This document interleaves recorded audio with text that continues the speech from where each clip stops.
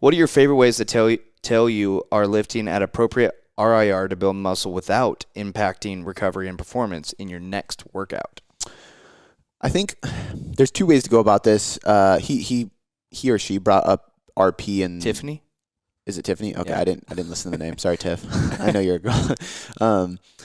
She brought up RP, Renaissance Periodization, because they have a specific way of doing it, and they linearly progress sets. Gotcha. So what they do is week 1, your RIR is pretty low and your volume is pretty low. So you might be doing like 6 exercises, 2 sets per exercise with a 4 RIR.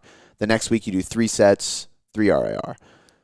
4 sets, 2 to 3 RIR. 5 sets, 1 to 2 RIR, and then 6 sets, 0 to 1 RIR. So you're basically getting closer to failure and increasing volume. It's effective, but it's brutal because as the weeks go on, your training sessions get longer and way fucking harder. So your recovery is getting worse and worse and worse. But by the time it's at its peak, like maximum recoverable volume, you're not recovering fully. You recycle and you go back to 2 sets with a big RIR, and now it's easier to recover, and that's your deload, and you have the super compensation effect. Totally. I don't personally program that way. I don't really like programming that way. But I can't say it doesn't work because in theory, based on what I just said, I mean, clearly it works. And if you look at the results of the guys who use it, it works.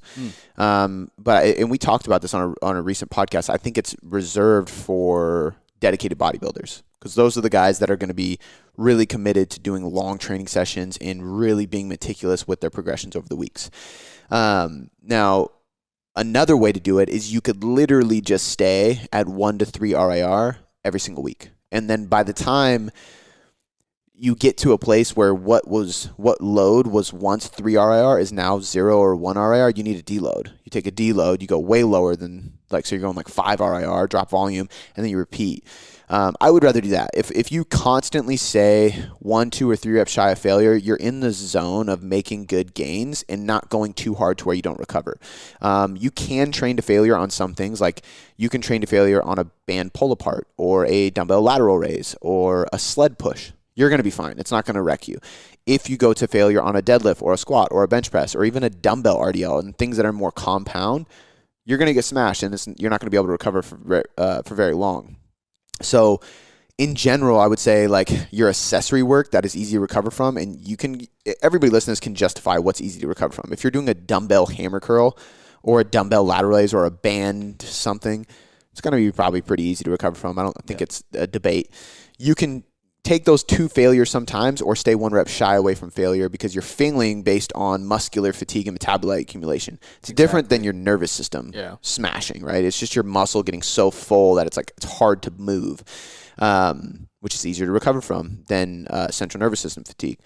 So you can keep your accessory and isolation works to that like 0 to 1 RIR, and then you can keep everything else 2 to 3 RIR. So like 2 to 3 reps shy of actual absolute failure. And if you do that, you'll always stay in the zone of making good gains and keeping recovery in a good trajectory.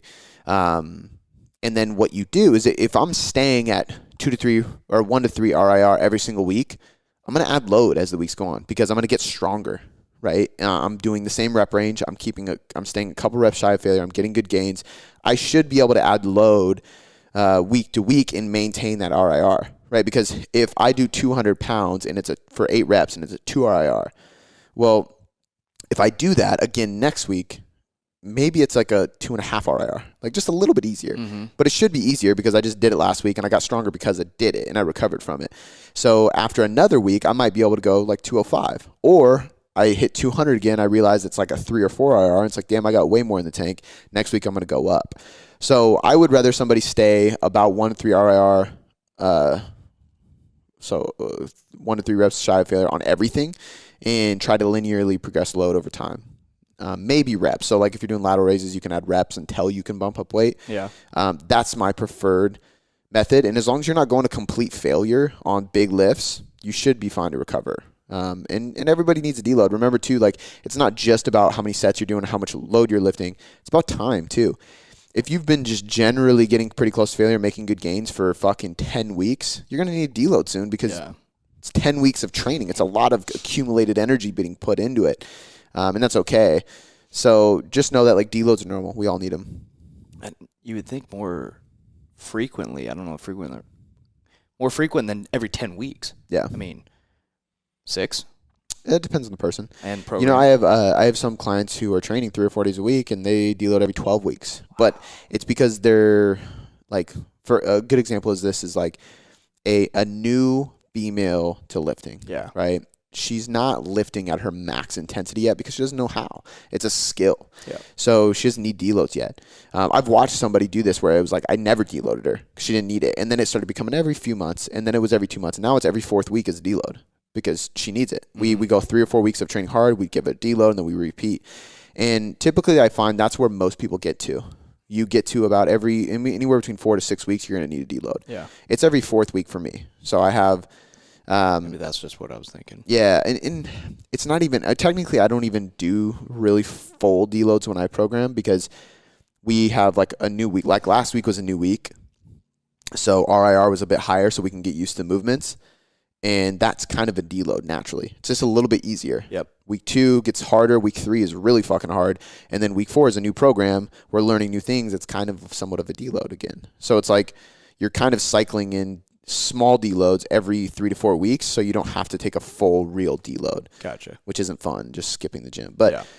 Depending on the program, you can't do that. Like the last program I was on, I had to take a full deload where I literally would go from 6 days a week training high volume to 4 days a week of low volume, just fucking around in the gym because I just needed a break. And then I'd get back to it because there was no auto-regulated deload. Yeah.